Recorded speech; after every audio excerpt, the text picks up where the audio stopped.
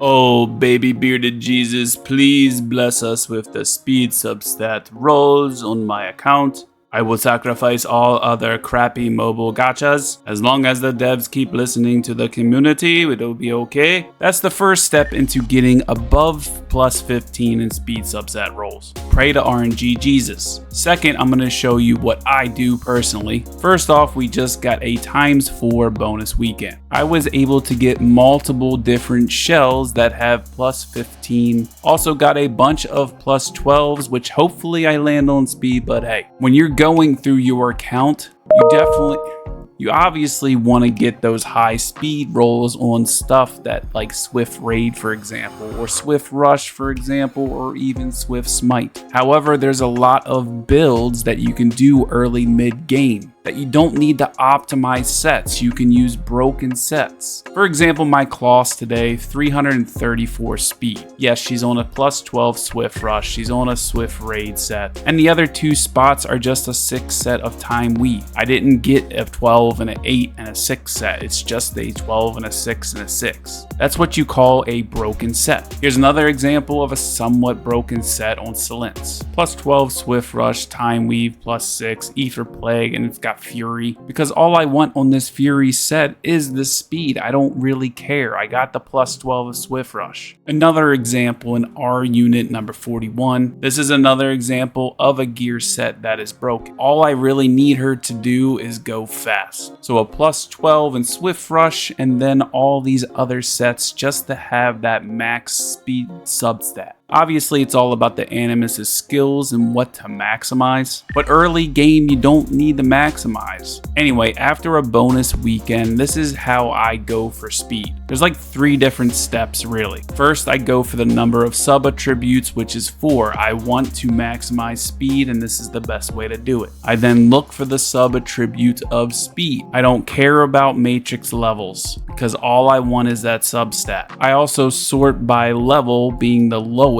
at the top of my screen. First things first is I always start with Swift Rush, Swift Raid, and Swift Smite. For obvious reasons, they give you the most speed. If it doesn't land in speed, I hit the recycle button and recycle it later. There may be some situations where I keep it, but otherwise I get rid of it. Especially if it's a plus 12 kind of set like Swift Rush is, and it's a 2 matrix module. Once I go through all of Swift Rush, Swift Raid, and Swift Smite, then I just go for any module. On the 2 matrix sets, I just level it once, and if it doesn't land on speed, I get rid of it. All I'm looking for is speed. So if it doesn't, I recycle, I move on to the next. If it does land on speed like this, then I just keep rolling and hope. If the second substat does not land on it, I don't recycle it if these substats are good. Bramble on speed, crit rate, crit damage, and attack bonus, I'm not getting rid of that. But I'm not going to level it anymore until later when I need it. I hope that makes sense. Once you go through all of your modules that have 4 substat attributes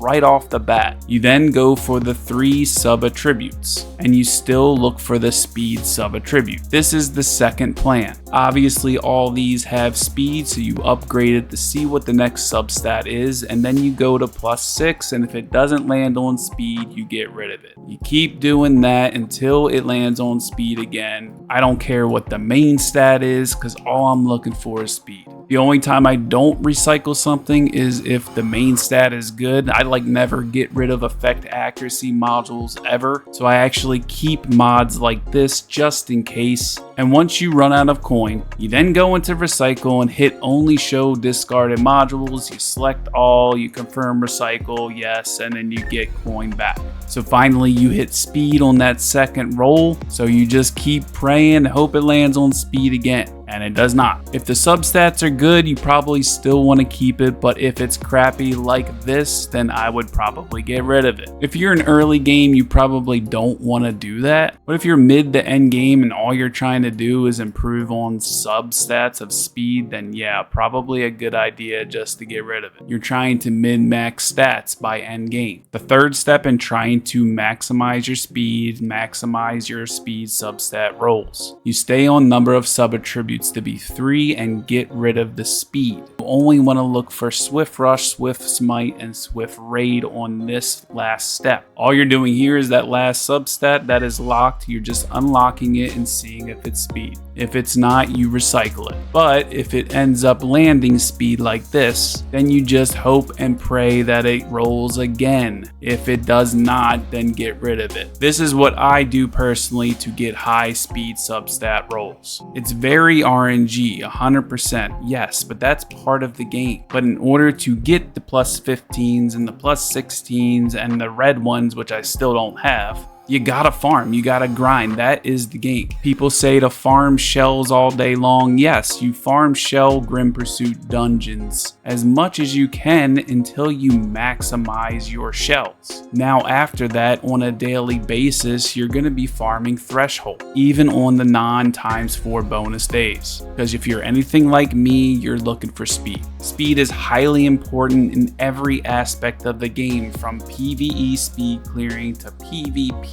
speed cleaving, and even turn 2 type of bloodbath defenses that everybody hates, but you still want speed substats on those heroes. That's it for today's video. Tomorrow we'll go over Whale Rumble, aka free to play Rumble, aka Cage Rumble. I'll go over how I did it to get 3,422 triple S score. And as you see, I overload on one boss and underload on another. Busting all types of loads, giggity. If you end up liking this video, make sure to hit that sub button, hit the like button, hit that bell so you know when I post a video. I'll see you in the next one. Peace.